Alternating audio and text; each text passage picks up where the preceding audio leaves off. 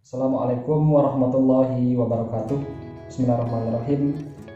Terima kasih kami ucapkan kepada bapak-bapak, ibu-ibu, investor sekalian. Kami akan menyampaikan terkait dengan proyek proposal yang akan kami dirikan. Dalam hal ini adalah kami bergerak pada sektor perbankan syariah, yaitu dengan nama Bank Jangjaya Megho Syariah.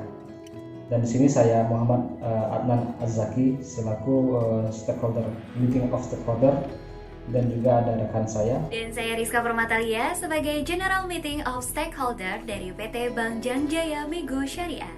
Selamat menyaksikan tayangan berikut ini. Mengapa dengan perbankan syariah? Karena perbankan syariah itu hanya menguasai 5,95% dari total keseluruhan pangsa pasar perbankan nasional.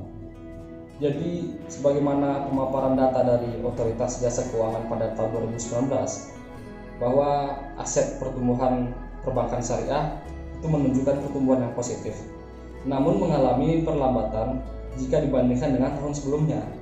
Seperti halnya dalam 3 tahun terakhir, yaitu pertumbuhan aset perbankan syariah, baik itu BUS, UUS, BPRS, hanya mampu meningkat sebesar 5,95% terhadap perbankan nasional, meningkat dibandingkan dengan tahun sebelumnya yang sebesar 5,78%. Nah, untuk itu di sini kami akan menjelaskan terkait dengan indikator daripada kinerja perbankan syariah itu sendiri dalam hal market share perbankan syariah.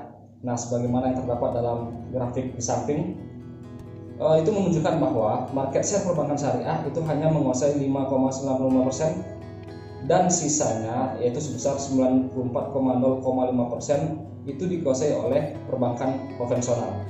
Nah, dari market share perbankan syariah ini, penyumbang yang terbesar dari Bank Umum Syariah sebesar 64,68%, kemudian diikuti oleh 32,83% berasal dari unit usaha syariah, 2,49% dari Bank Pembiayaan Rakyat Syariah atau BPRS.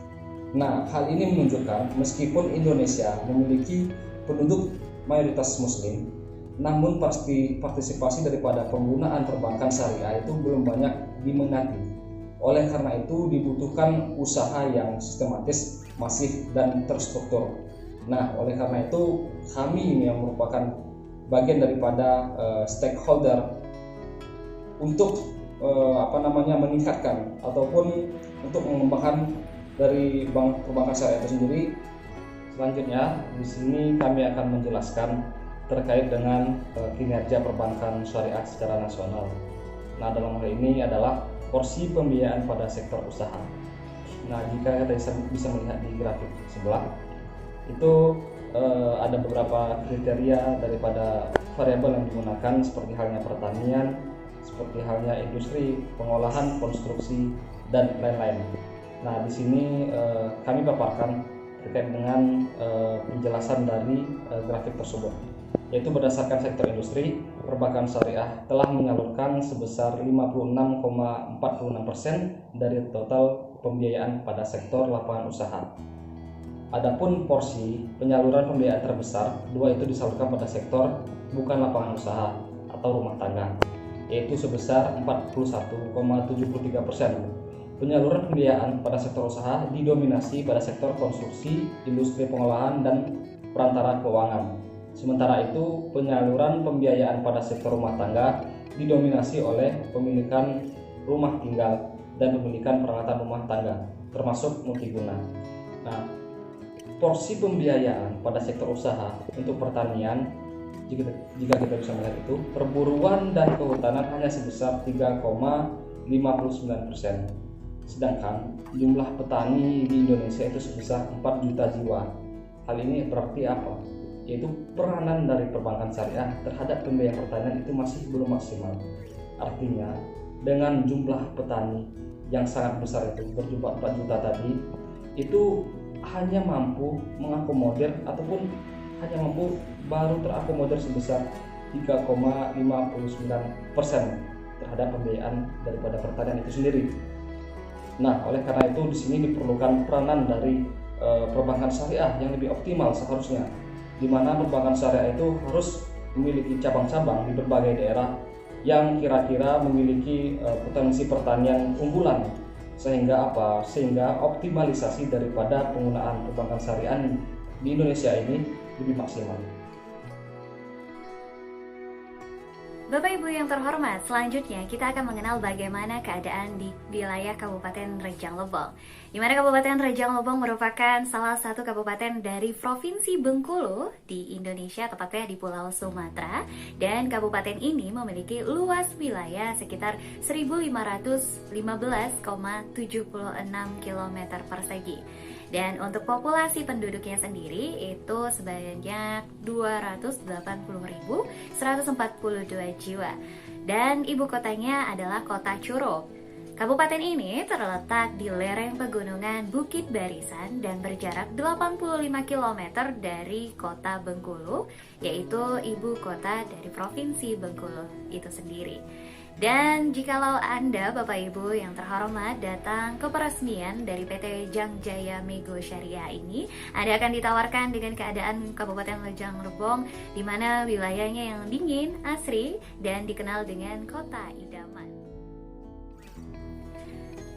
Lapangan pekerjaan di Kabupaten Rejang Lebong. Menurut Badan Pusat Statistik Kabupaten Rejang Lebong di tahun 2019, di mana lapangan pekerjaan didominasi oleh sektor pertanian, kehutanan, dan juga perikanan sebanyak 53,5%. Lalu disusul oleh perdagangan besar dan eceran, serta reparasi mobil dan juga reparasi sepeda motor itu sebanyak 15,9%. Nah, sedangkan yang paling kecil itu adalah di bidang konstruksi, di mana hanya sebesar 5,1% saja. Berarti Bapak Ibu sekalian, hal ini menunjukkan bahwa masyarakat Kabupaten Rejang Lebong bergantung pada sektor pertanian, kehutanan, dan juga perikanan. Hal ini menjadikan PT Bank Jangjaya Mego Syariah akan hadir sebagai bank yang mendukung dari sektor pembiayaan pertanian, di mana seperti yang kita ketahui bahwa sektor industri pembiayaan secara nasional yang terkecil itu adalah pembiayaan pertanian. Alasan lain kenapa Kabupaten Rejang Lebong, tepatnya di Kota Curup, dipilih sebagai lokasi dari PT Bank Jangjaya Mego Syariah selain dari pembiayaan pertanian, yaitu sebanyak 97,73% penduduknya beragama Muslim. Hal ini menjadi peluang dari terbentuknya bank syariah di sana. Lembaga keuangan perbankan syariah di Kabupaten Rejang Lebong hanya ada dua, yaitu Bank Mandiri Syariah dan juga Bank Muamalat. Kemudian 7 bank lainnya yaitu merupakan bank konvensional. Di sini kami juga akan menjelaskan terkait dengan peluang daripada perbankan syariah di Indonesia. Nah, dalam hal ini kami mengambil penelitian dari Syafi'i dan Harahap pada tahun 2020, di mana dia menjelaskan bahwa perbankan syariah itu dinilai tepat diterapkan di Indonesia karena sebagai salah satu negara yang memiliki mayoritas masyarakat yang beragama Islam. Perbankan syariah dapat memenuhi keinginan masyarakat Muslim yang menginginkan suatu jasa transaksi keuangan yang sesuai dengan nilai dan prinsip-prinsip syariat Islam. Perbankan syariah diharapkan dapat menjadi alternatif dari perbankan konvensional yang menggunakan sistem bunga dalam kegiatan transaksi keuangan yang dimana sistem bunga dalam Islam dianggap sebagai riba ataupun hal yang haram. Nah, hasilnya mungkin bisa saya rumuskan ke dalam 5 poin. Yang pertama, bahwa di Indonesia itu mayoritas penduduk Islam itu sangat dominan. Terus poin yang kedua adalah terkait dengan fatwa bunga bank.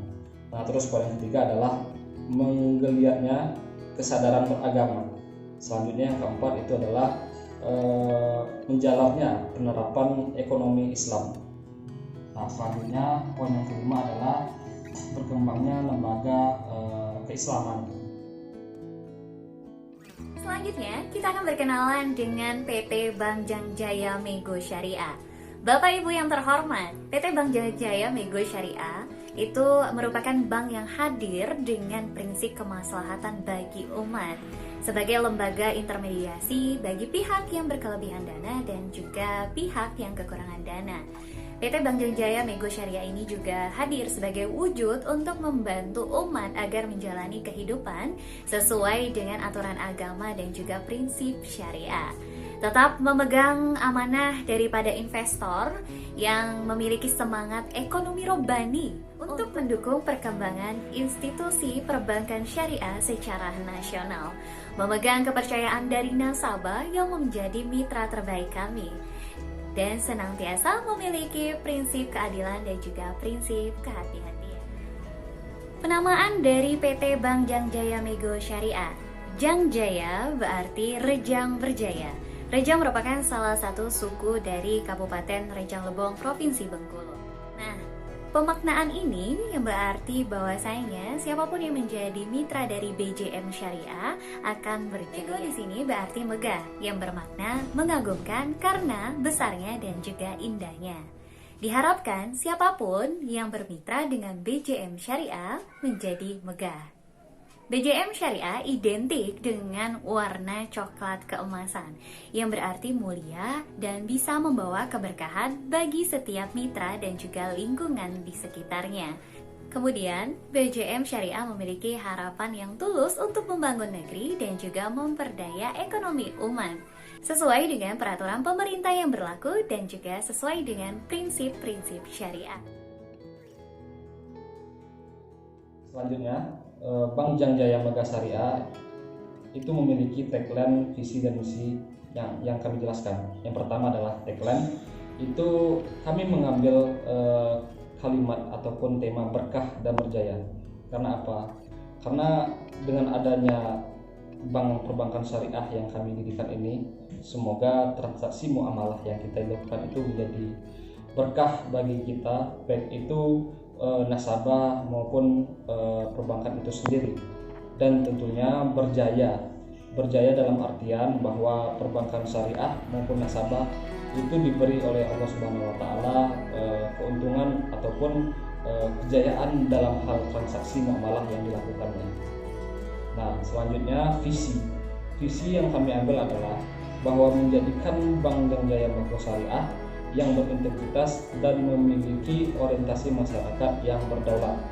Jadi, visi ataupun orientasi daripada perbankan syariah yang kami dirikan ini adalah tentunya kita memiliki integritas, dalam artian kita memiliki kejujuran, kita memiliki kualitas, kita memiliki kapabilitas, dan kami memiliki orientasi masyarakat yang berdaulat, yang artinya tujuan utama daripada kami memberikan pembiayaan ataupun produk-produk ke masyarakat, khususnya kepada para petani yang ada di daerah yang akan kami dirikan bank perbankan syariah ini, itu kami harapkan mereka mampu berdaulat dari segi mereka mapan secara finansial, mereka mapan secara lahir dan batin, terutama dalam hal muamalah dalam sektor keuangan. Selanjutnya pada bagian misi, di sini kami memiliki 7 poin. Yang pertama yaitu menjadikan lembaga penghimpunan dan penyaluran dana yang ramah dan mudah diakses. Nah, tentunya dalam aplikasi ataupun implementasi daripada penerapan kerja perbankan syariah ini ke depannya, kita tentunya harus beramah tamah terhadap para nasabah, dan juga tentunya kita harus menyediakan akses-akses yang diperlukan oleh nasabah, dikarenakan kita harus mampu menyesuaikan kondisi geografis yang ada. Selanjutnya yang kedua yaitu menjadikan lembaga investasi yang aman dan menguntungkan dengan berpegang pada prinsip transparansi. Artinya di sini kami sebagai lembaga yang juga menghimpun dana untuk investasi ataupun mengambil kemanfaatan daripada masyarakat yang ingin menanamkan uangnya ataupun menyetorkan uangnya kepada kami. Nah, di sini kami tentunya harus memiliki karakteristik ataupun ciri transparansi. Karena apa? Karena transparansi itu merupakan bagian daripada kesyariahan itu sendiri. Dan juga tentunya jika transparansi dilakukan, masyarakat itu akan percaya kepada kita sebagaimana perbankan syariah yang ada di daerah Rejang Lebong ini. Selanjutnya yang ketiga adalah mengembangkan potensi produk bank yang syariah yang relevan dengan kondisi masyarakat. Nah, artinya di sini kita juga bisa menyesuaikan ataupun merelevansikan terkait dengan produk-produk yang ada, sehingga kita bisa menawarkan inovasi-inovasi baru kepada masyarakat yang berguna. Seperti halnya di Rejang Lembong ini mayoritas yaitu bekerja sebagai petani. Nah, oleh karena itu kita akan membuat mekanisme sedemikian rupa untuk mewadahi mereka para petani itu dalam hal transaksi, muamalah ataupun pembiayaan, pendanaan dan sebagainya. Selanjutnya itu mengembangkan komponen-komponen pendukung dalam memberikan pelayanan yang optimal. Nah, di sini tentunya dalam pelaksanaannya kita harus mampu memberikan pelayanan yang maksimal, terutama daripada peralatan ataupun komponen-komponen pendukung, seperti halnya ATM, seperti halnya IT dan teknologi. Itu tentunya kita akan kita akan maksimalkan, karena daerah Rejang Lembong itu sendiri merupakan daerah geografis yang daerah dataran tinggi, sehingga kita harus mampu menyesuaikan dan merelevansikan dengan produk-produk yang kita tawarkan. Selanjutnya mengembangkan bisnis sesuai dengan sifat-sifat ataupun dasar-dasar prinsip syariah. Nah, tentunya ini merupakan hal yang fundamental dalam menjalankan kinerja dan menjalankan produk-produk yang akan kita laksanakan. Selanjutnya yang keempat yaitu mengembangkan komponen-komponen pendukung dalam memberikan pelayanan yang optimal. Nah, di sini kami perbankan syariah tentunya harus menyediakan sarana dan prasarana untuk masyarakat Rejang Lembong. Karena apa? Karena kami harus bisa menyesuaikan ataupun melihat kondisi-kondisi masyarakat yang kira-kira menjadi PR ataupun menjadi evaluasi bagi kami untuk kedepannya memberikan pelayanan yang optimal. Nah, selanjutnya yang kelima adalah mengembangkan bisnis atas dasar nilai-nilai syariah yang universal.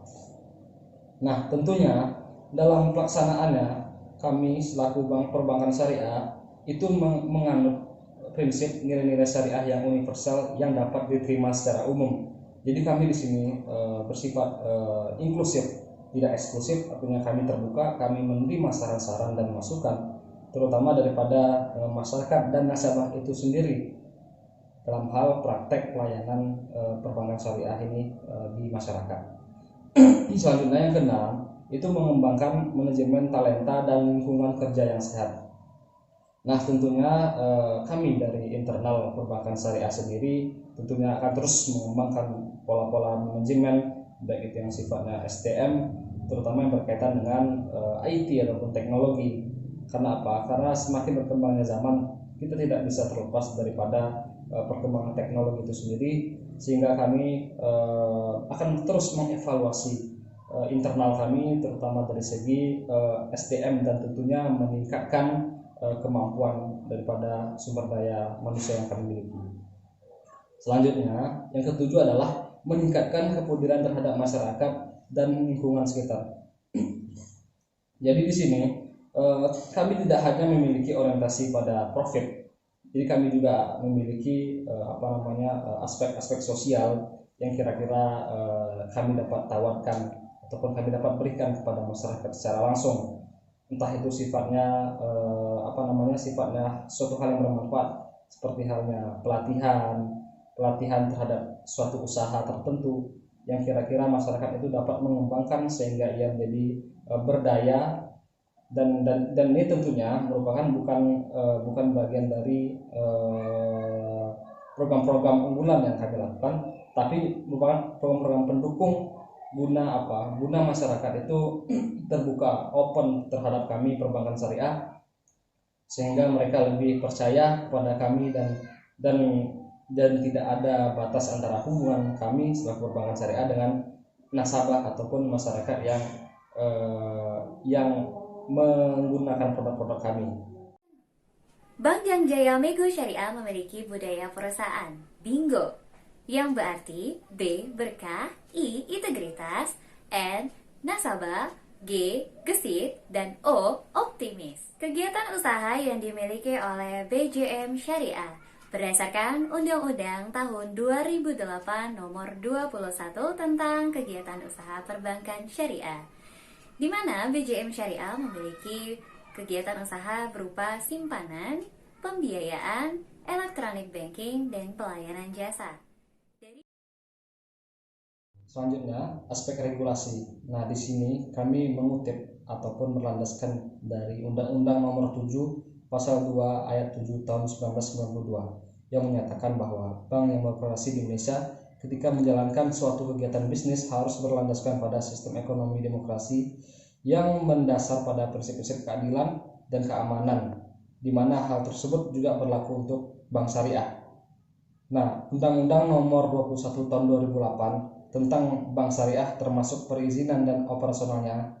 Selanjutnya ada Peraturan Bank Indonesia dan Surat Edaran OJK, ada PBI nomor 11, PBI nomor 14, PBI nomor 15. Nah, selain itu, dari hal aspek regulasi, kami juga tentunya selaku perbankan syariah yang memiliki kekhususan dibandingkan dengan bank konvensional, yaitu dalam hal aspek regulasi yang berasal dari Majelis Ulama Indonesia ataupun DSN MUI.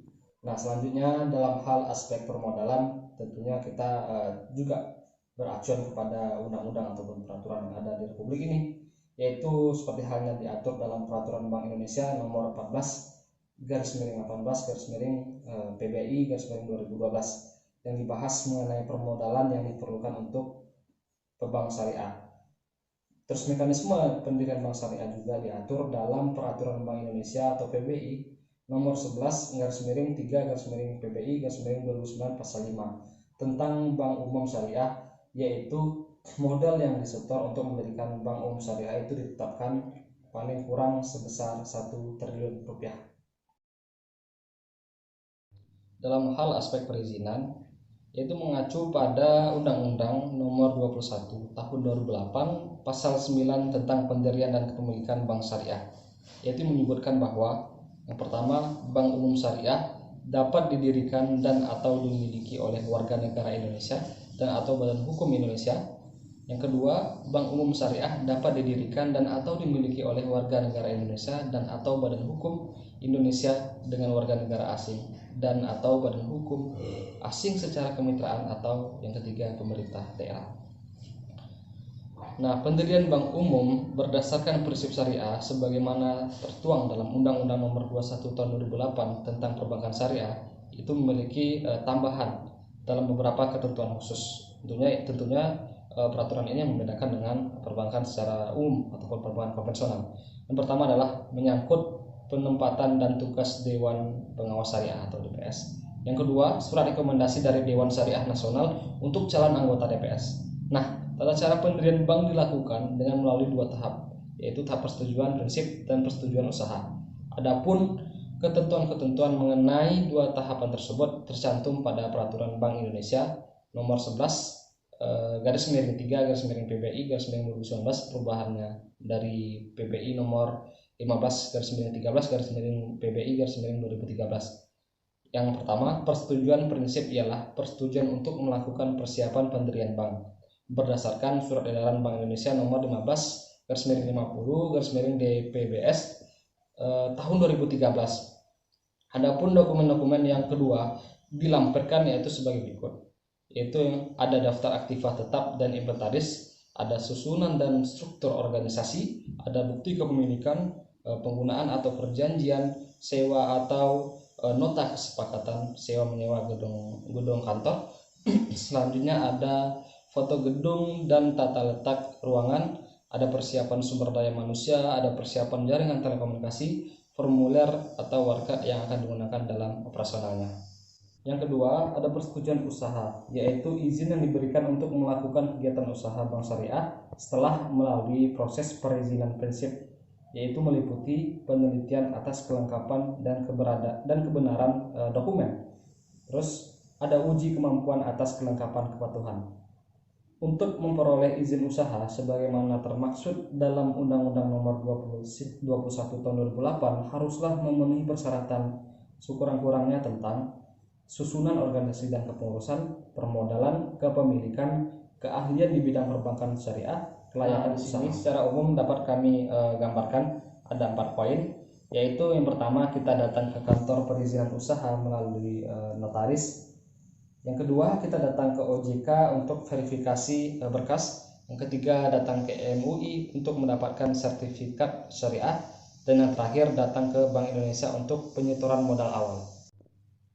Nah, dalam hal estimasi pendirian Bank Jangjaya Mego Syariah ini, di sini kita bisa melihat bahwa modal awal yang disetor itu adalah sebesar 1 triliun rupiah. Terdiri dari modal inti yaitu sebesar 80 triliun rupiah, dan tanah dan bangunan itu harga satuannya sebesar 3 miliar rupiah, dan totalnya adalah 1,35 triliun rupiah. Nah, dalam selanjutnya ada rumah pekerja, yaitu sebanyak 9.000 unit, itu harga satuannya adalah 300 juta, sehingga totalnya adalah 2,7 triliun. Dan selanjutnya ada biaya desain dan perhitungan rencana anggaran biaya, itu dengan total 5 miliar rupiah. Ada beban perlengkapan sebesar 450 miliar, ada beban peralatan sebesar 2,2 sekian triliun, ada biaya operasional umum sebesar 900 miliar, ada beban gaji karyawan sebesar 432 sekian miliar, ada biaya perizinan sebesar 4,5 miliar, ada pembelian aset berjalan sebesar 300 miliar, ada biaya promosi sebesar 50 miliar, dan yang terakhir ada beban yang lain yaitu sebesar 498,5 miliar. Nah, dari total keseluruhan estimasi anggaran pendirian dari Bank Jangjaya Mego Syariah ini itu sebesar 90 triliun rupiah. Nah, di sini juga kami memproyeksikan terkait dengan return ataupun keuntungan Bank Jangjaya Mego Syariah ini, yaitu jika investor menginvestasikan dana di BJM Syariah atau Bank Jangjaya Mego Syariah ini sebesar 90 triliun selama 1 tahun, dan kira-kira akan memperoleh estimasi margin keuntungan sebesar 10% per tahun, maka NPF atau net future value-nya adalah 90 triliun dikali 1 plus 10%. Nah, di sini kita bisa melihat hasilnya bahwa hasilnya adalah 99 triliun rupiah per tahun. Nah, perhitungan ini berdasarkan model time value of money atau TVM. Lalu, bagaimana Anda bisa menemukan kami? Kantor pusat BJM Syariah terletak di alamat Jalan S. Sukawati, Air Putih Lama, Curug 39119, Kabupaten Rejang Lebong, Bengkulu, Indonesia. Anda dapat menghubungi kami di line Instagram @jangjaya-mego-syariah atau di email kami di jangjaya-mego-syariah@gmail.com. Anda juga bisa menghubungi kami di line telepon 0822 79123 672 atau di 0858 6719 4093. Bergabunglah bersama PT Bank Jangjaya Mego Syariah. Jadilah sejarah di balik lahirnya sebuah usaha membangun negeri, memberdaya ekonomi umat dengan gerakan perbankan syariah bisa. Salam hormat BJM Syariah. Terima kasih sudah menyaksikan video ini. Wassalamualaikum warahmatullahi wabarakatuh.